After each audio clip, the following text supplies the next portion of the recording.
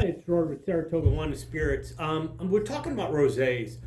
Rosés sometimes have a bad rap. People think that they are very sweet wines. They are not sweet wines.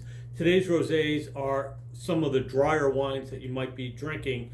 And one of the ways to tell, and this kind of carries through for most wines, is you can take a look at what the percentage of alcohol is in the wine. So we know grapes have sugar, and when we convert that sugar to alcohol, we reduce the sweetness because we reduce the sugar in the wine. So the higher the alcohol, the less sweet it will be, and actually it will be very dry. So what we take a look at, I'm going to use this as Beringer's as example. So this is a Beringer White Zinfandel. The White Zinfandel is kind of the one that threw us all off. Our parent, remember our parents drinking Sutter Home White Zinfandel, and that would be a pretty sweet wine.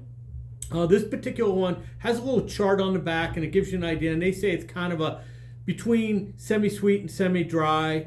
And this has, if you look at the alcohol tells you it's 10%. Now the 10% at 10%, at a 10%, you're going to be a touch of sweetness to it.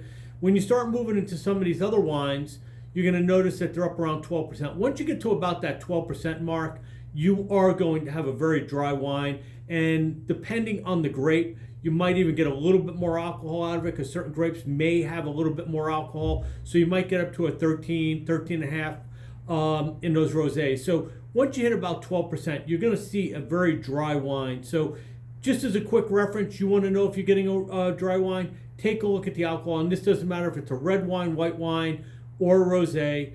The alcohol is going to tell all. So remember, once you look for that dry wine, take a look. If it's 12% or above, it's going to be a dry wine. And if you do think it tastes a little sweet, it's probably because it has a lot of fruit, depending on the type of grapes.